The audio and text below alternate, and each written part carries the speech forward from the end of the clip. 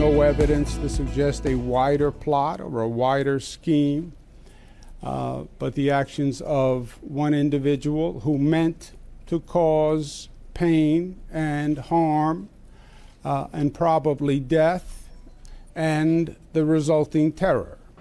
That was Governor Cuomo reacting to yesterday's terror attack. Federal law enforcement authorities have now taken the lead in the investigation. With insight into the next steps on a broad scale is former New York State Homeland Security official Michael Balboni.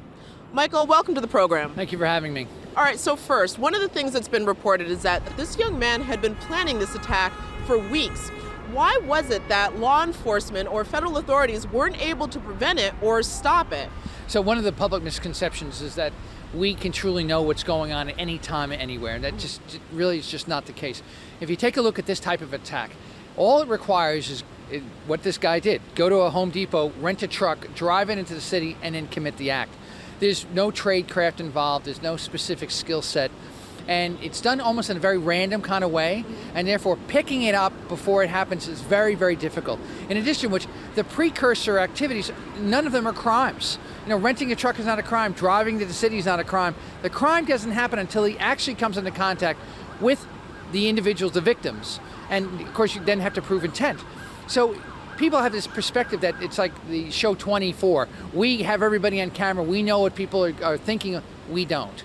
So what's really important now is to do what they're doing, going through all of the digital footprints. Who is he talking to? And then comparing that to what information already exists in a link analysis as to who's in the circle of people that they have already been surveilling. And not so much for whether or not they helped him, but also have they helped in the radicalization of him? Have they given him ideas? One of the things that I've really focused on is his targeting. So he is in New Jersey.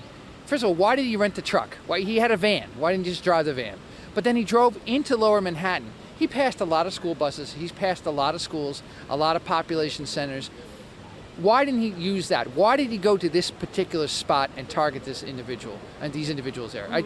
It's one of the many questions that are going to be explored as the investigation unfolds.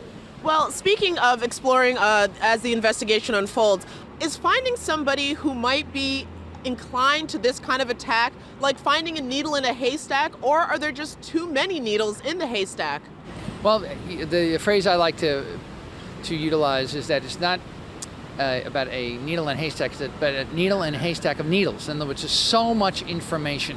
And what we are it's very challenging to try to do is to try to figure out when someone goes from that aspirational phase to the operational phase, where they actually decide to take matters into their own hands and do something like this, and what led up to that, and what was the trigger.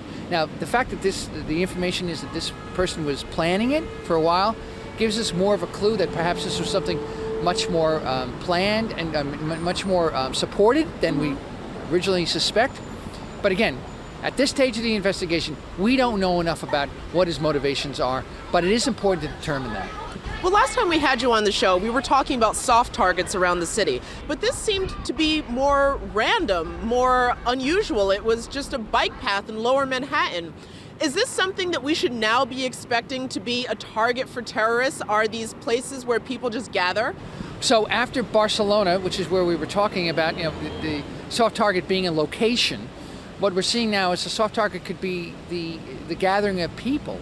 Now, that is truly frightening from the standpoint of the randomness and the pervasiveness that happens all over, particularly in a city of 8 million people. There's going to be clusters of people all over the place, and not just inside the city, but outside. So then you look for, what symbolism? Around Ground Zero, was there some symbolism?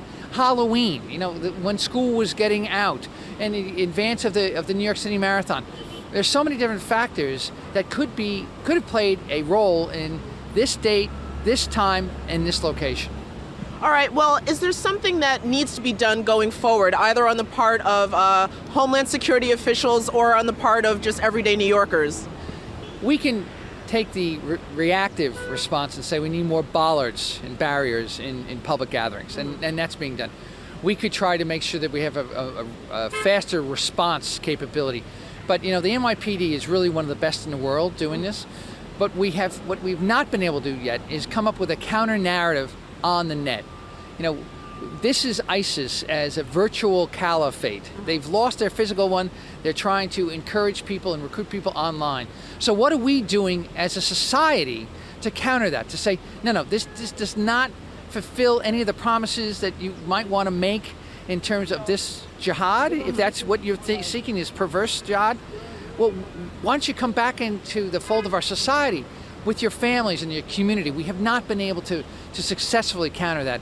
And that's something we have to continue, because in some ways we're fighting an idea, which is incredibly difficult to contend from the battlefield. How should we as New Yorkers behave or handle ourselves going forward after this happened? These are the first terrorism-related deaths since 9/11 in this city. It is to be expected that people are going to now have the specter of terrorism raised, though it really never leaves us ever since 9/11 in this city. But we're a city of 8 million people, and so last night, Halloween, we had a Halloween parade because people are going to go about their lives. They're not going to let this type of an incident stop them. However, it is in the back of people's minds, so it's incumbent upon the officials to secure our critical infrastructure, like our transportation systems. It's incumbent upon the residents of the city to be aware. We always talk about that, what's going on around you. Pay attention. Please make that phone call if you see something. All right. Well, listen, Michael Balboni, I want to thank you so much for joining us again on the program and giving us some insight into the situation from the national security perspective. My pleasure. Thank you for having me. Thank you.